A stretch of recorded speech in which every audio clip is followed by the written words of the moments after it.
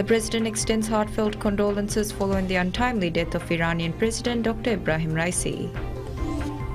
And the Foreign Minister expresses his condolences over the death of his counterpart Hossein Amir Abdullahian.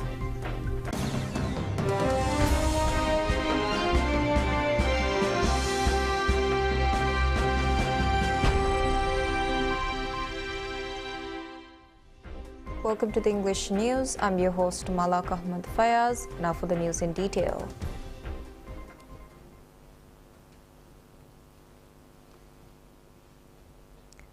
The Maldivian flag is flown at half-mast following the untimely demise of Iranian President Dr. Ibrahim Raisi in a tragic helicopter crash. The President's office announced that the flag will be flown half-mast for 3 days in adherence with President Dr. Mohammad Muizzu's directive, grieving the loss of the Iranian President Raisi. Additionally, the President has conveyed condolences over the death of President Raisi. In a social media post, President Dr. Muizzu conveyed his deepest sympathies, praying to the Almighty to bless the souls of those lost in the incident. The President also expressed his thoughts and prayers to the bereaved families and people of Iran during this time of immense grief. According to reports citing Iranian authorities, the helicopter carrying President Raisi was returning from a visit to Azerbaijan when it crashed in the Jolfa region of East Azerbaijan.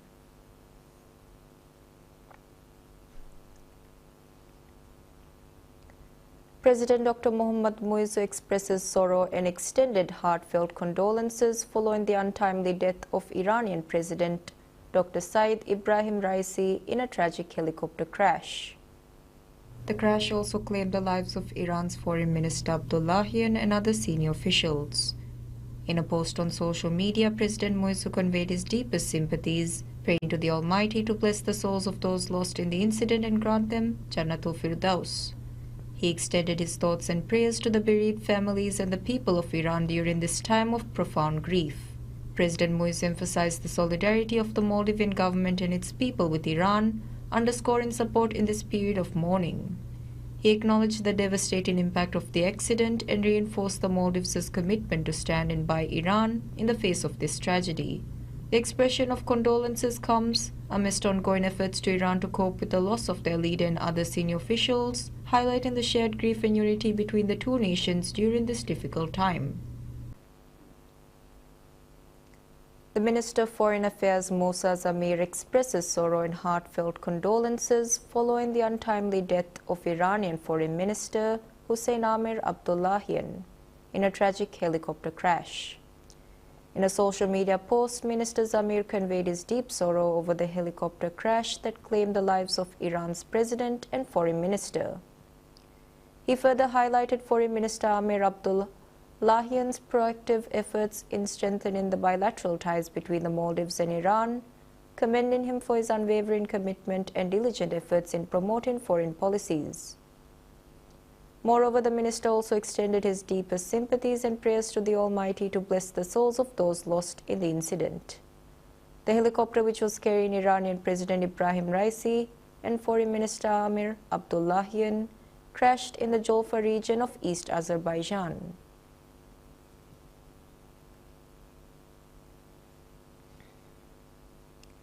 The Ministry of Construction and Infrastructure urges compliance with safety regulations in construction, especially in light of the impending rainy season.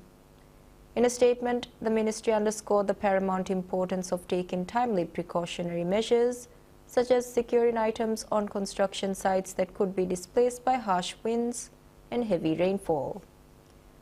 Moreover, the statement highlighted the significance of reinforcing comprehensive safety measures, preventing any unwanted incidents. The ministry also advised that for construction sites where work is currently halted, it is crucial to ensure the timely implementation of necessary internal safety measures. Additionally, the ministry warned of the increase in prevalence of mosquito-borne diseases following heavy rainfall and encouraged community-wide efforts to eliminate breeding sites. Furthermore, recent unfavorable weather conditions have led to the collapse of trees and fences on buildings situated in Hulumale. The ministry further urged the importance of reinforcing internal safety measures in response to these incidents.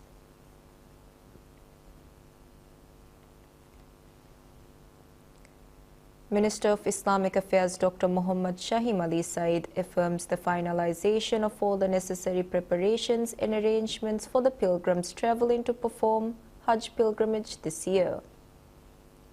The remarks were made by the minister during the discussions held with Hajj facilitators. Speaking at the meeting, Minister Dr. Shahim announced that the inaugural flight transporting pilgrims will depart to Saudi Arabia on May 31st. The minister assured that the necessary arrangements and preparations have been completed with collaboration with the pertinent institutions, ensuring the provision of essential services to the pilgrims. Furthermore, the administration has made decisions such that all official Hajj quotas granted to the Maldives will be allocated to the Maldives Hajj Corporation Limited. The Maldives receives 1,000 quotas for Hajj pilgrimage annually as per the policy issued. 50 out of the 1,000 quotas issued are sponsored by the administration for financially challenged individuals. The 50 individuals who will be granted the opportunity to perform the Hajj pilgrimage under the commitment of President Dr. Mohammad Muizzu has been selected through a draw. The Maldives have signed with a significant agreement with Saudi Arabia aiming to advance the facilitation of pilgrims during the journey and to ensure the provision of enhanced services. The agreement was signed during the Hajj and Umrah conference held in Saudi Arabia in January.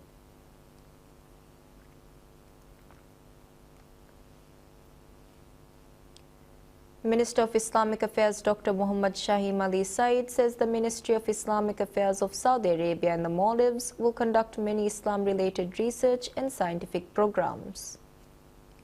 Minister Said, along with a delegation from the Maldives, is participating in the scientific program conducted jointly by the Islamic Ministry and Saudi Arabia. These programs were discussed during his visits to Saudi Arabia. During the meeting, the delegation was briefed on the activities and projects of the Islamic Ministry and the areas in which the Maldives needs assistance and cooperation.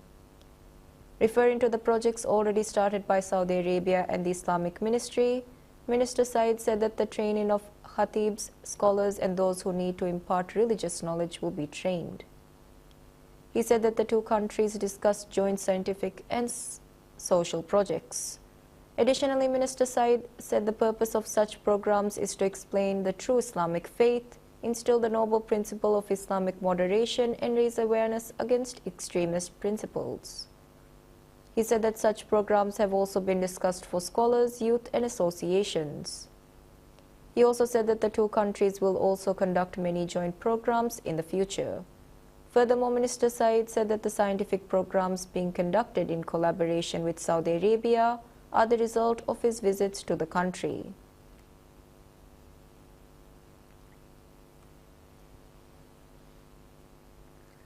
The Managing Director of Maldives Gas, Abdullah Muhammad, announces the installation of oxygen plants in hospitals across the Maldives, highlighting the upcoming placement later this year.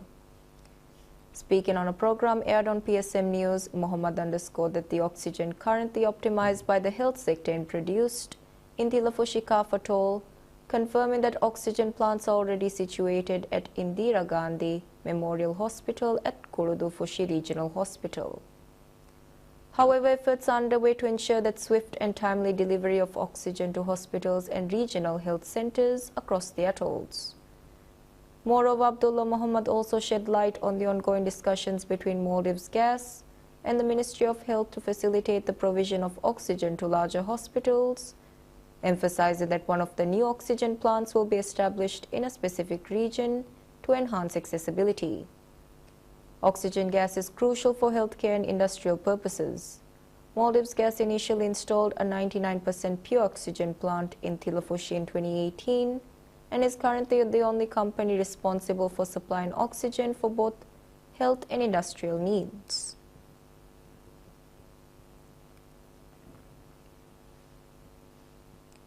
Regional Airports Company Limited declares that the development of special tourist area at Kaddu Airport is prepared for commencement. The airport transferred management to the regional airports on April 11th, while an agreement with a Chinese company, CAMC, aiming to enhance Kaddu Airport in Lam Atoll. Speaking to PSMNEWS, Managing Director of Regional Airports Ahmad Mubin stated that the debts incurred and the assets associated with KACL, the former operator of the airport, will be identified within a time frame of 4 months. Mubin revealed that efforts are underway to explore additional measures aimed at enhancing the development of the airport. Highlighting the airport's poor condition, Mubin highlighted the ongoing efforts to seek the required financial assistance to overcome the challenge. He disclosed that approximately $2.5 million will be incurred to develop places under poor condition. Furthermore, decisions have been made such that an area designated for tourists at Kaddo Airport will be developed. Mubin revealed plans for enhancing the 10 rooms in substandard conditions, affirming the commencement of establishing additional 20 rooms within the upcoming 2 months. Aiming to ensure the provision of more jet fuel from the airport, he stated that the feasibilities are currently under development. He additionally unveiled plans to establish facilities such that diesel can be obtained from the Kaddo Airport. Land reclamation to expand the airport while safeguarding the reclaimed region have also commenced.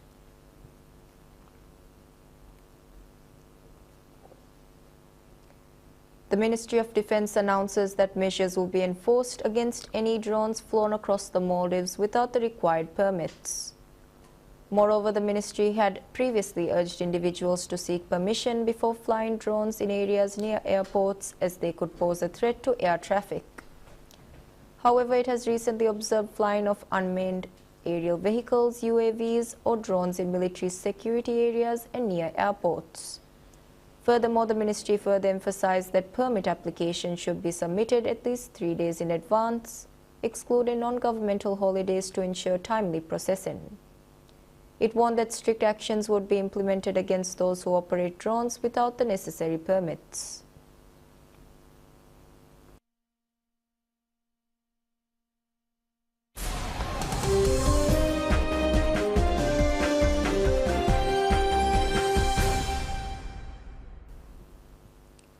The Ministry of Tourism reveals that the number of tourists visiting the Maldives has increased by 11.3% so far this year compared to last year.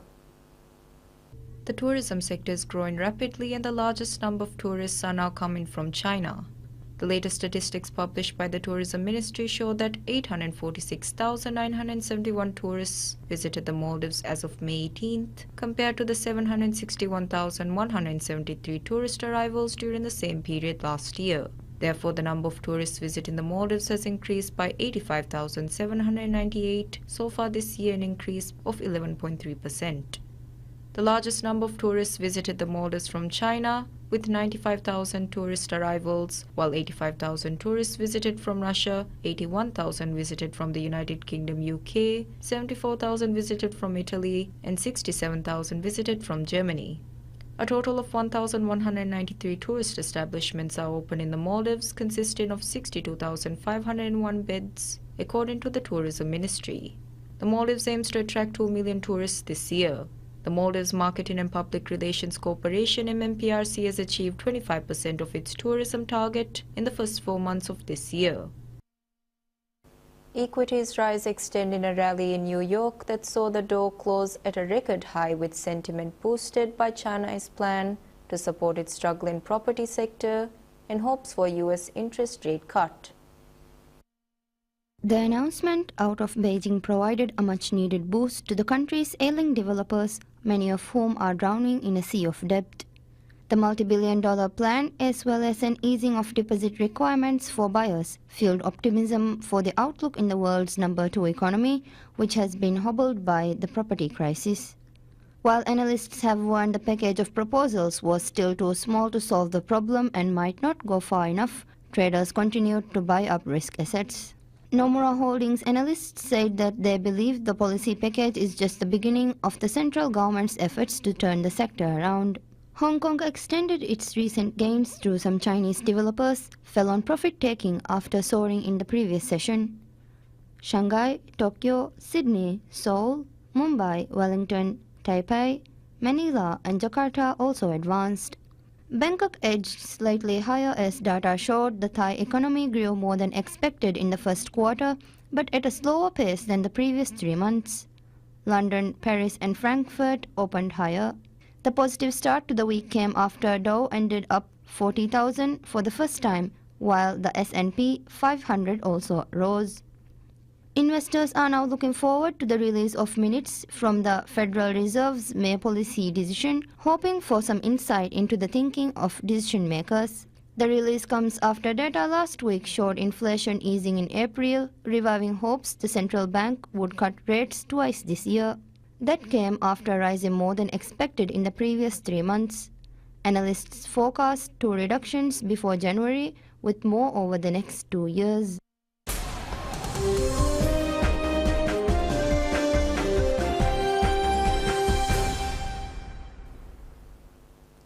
Iranian President Ibrahim Raisi is declared dead after rescue teams found his crashed helicopter in a fog-shrouded western mountain region, sparking mourning in the Islamic Republic. The state TV declared that the servant of the Iranian nation, Ayatollah Ibrahim Raisi, has achieved the highest level of martyrdom while serving the people, showing pictures of Raisi as a voice recited the Holy Quran.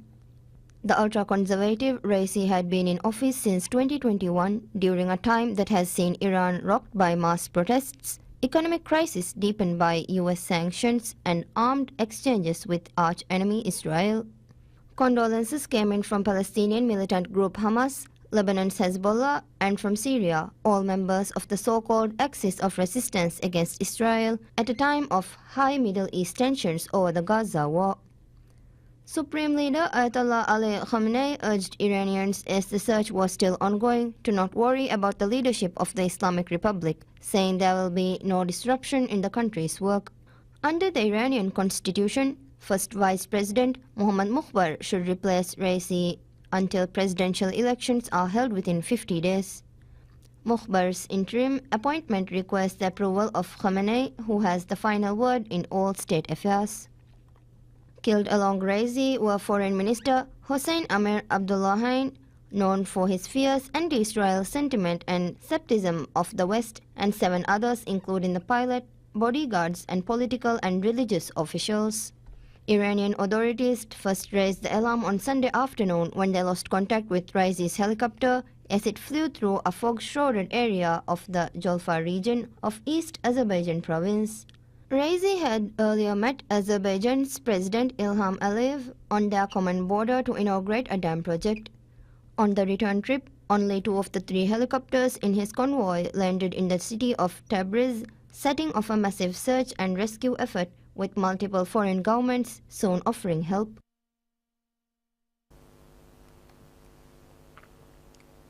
Japan's top government spokesman says a planned visit this week by Saudi Arabia's Crown Prince Mohammed bin Salman has been postponed due to the health condition of King Salman. The announcement came hours after the royal court in Riyadh said Prince Mohammed's 88-year-old father had a lung infection and was undergoing treatment involving antibiotics. Prince Mohammed had been due to meet Prime Minister Fumio Kishida and the Japanese Emperor on his trip from Monday, which would have been his first to Japan since 2019. Yoshimasa Hayashi told reporters that Saudi Arabia's government informed Tokyo late on Sunday that due to King Salman's health, the visit had been postponed. Hayashi said that the visit of His Royal Highness Crown Prince Mohammed to Japan will be re-coordinated between the 2 countries. Saudi sources told reporters that members of the delegation would still travel to Japan for some talks. King Salman had been on throne since 2015, though his 38-year-old son was named Crown Prince in 2017 and acts as day-to-day ruler. Saudi Arabia, the world's biggest crude exporter, has for years sought to quell speculation over King Salman's health, which is rarely discussed. But the royal court disclosed in April that he had been admitted to King Faisal Specialist Hospital for routine examinations. He left the hospital later the same day. Before that, his most recent hospitalization had been in May 2022, when he went for a colonoscopy and stayed for just over a week. The court said earlier on Sunday the king was suffering from high temperature and joint pain and would undergo medical tests. Japan's Kishida visited Saudi Arabia last July, and the focus of his talks with Prince Mohammed was on energy, particularly around green energy and decarbonization. An Israeli strike kills 31 people in central Gaza, the Palestinian Territories Civil Defense Agency said, as U.S. National Security Advisor Jake Sullivan visited for talks on the conflict. Israeli troops have moved in on the Gaza Strip's far southern city of Rafah, which the army describes as the last Hamas stronghold, and where the United States say 80,000 civilians have been newly displaced by the fighting. Hamas arm wing, the Zidane al-Qassam Brigade, said it was targeting Israeli forces stationed at Rafah crossing, a vital conduit for humanitarian aid that is now closed with mortar fire. Israel has also fought and bombed resurgent Hamas forces in northern and central areas of the coastal territory, previously considered to be under the army control, sparking U.S. warnings that it could be mired in a lengthy counterinsurgency campaign.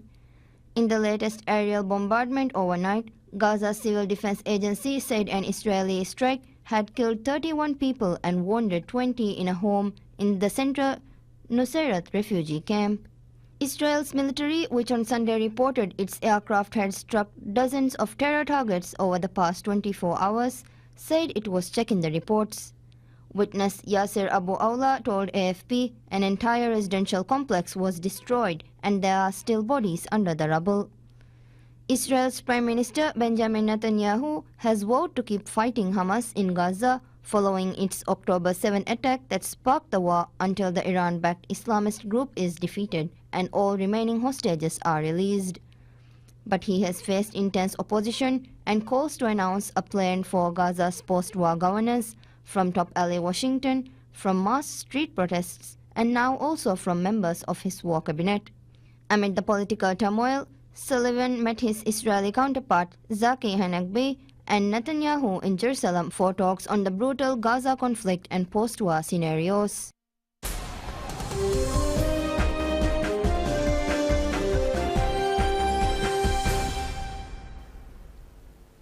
Pep Guardiola cast doubt over his long-term future at Manchester City after winning a historic fourth straight Premier League title, admitting it is difficult to find motivation after so much sustained success. City's 3-1 victory against West Ham sealed a sixth top-flight title in 7 seasons under the Catalan, who has taken the club to extraordinary new levels since he arrived in 2016. His tally exceeded only by Alex Ferguson, who won 13 Premier League titles during his long reign at Manchester United.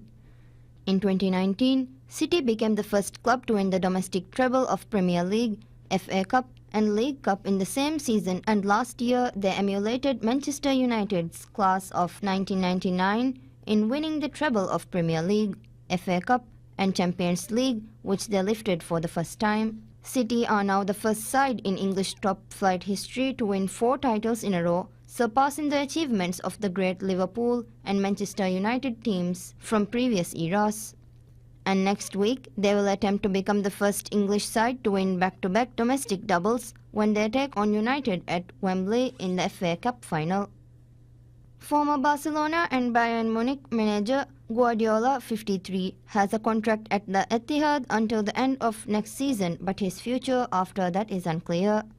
Asked at his post-match press conference whether he felt as though he had completed English football and what he felt was left to achieve, Guardiola shrugged his shoulders and said he had that feeling last season. He said that when they won in Istanbul in the Champions League final, he said it is over and there is nothing left. Guardiola said for now he was enjoying basking in the glow of another Premier League triumph. He said that when he moved here, if someone had said he would win 6 leagues in 7 seasons, he would say that they are insane.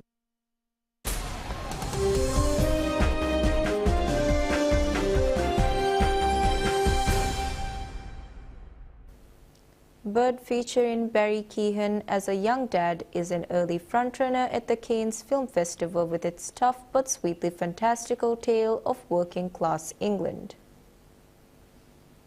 Irish actor Keoghan is one of Hollywood's most sought-after stars, following hit film Saltburn and his Oscar nomination for The Banshees of Inisherin. But it's 14-year-old newcomer Nakia Adams who carries the movie, dealing with a world of gang violence, poverty and abusive parents, and who finds support from an otherworldly character called Bird, played by German actor Franz Rogowski. Keown said there were a lot of similarities to his tough upbringing in Summerhill neighborhood of Dublin, and he could easily relate to his character Bug, a pure chancer, a pure charmer.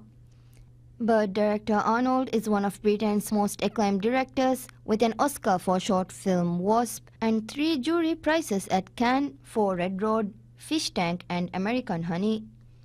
She said she wanted to capture the rich life of Gravesend, a working-class town an hour from London, close to where she grew up. She said they found their young star by asking schools in the area for their naughtiest kids. Arnold said that interestingly, Nakia was not quite the kid he had in mind, but she really struck him as having this presence. As always with Arnold's films, there is an ultra-cool soundtrack featuring bands such as Fontaines DC, Slayford Mods and Burial. In typically understand fashion, she first met Keown in a cafe and they immediately hit it off. The Hollywood Reporter called Bird a warm-hearted fable, while Deadline said it's a jolt of culture shock that makes way for universal human truths. It is one of 22 entries for the Palme d'Or at the Cannes Film Festival, which concludes with its award ceremony on May 25th. That's all the news we have for today. Thank you all for watching.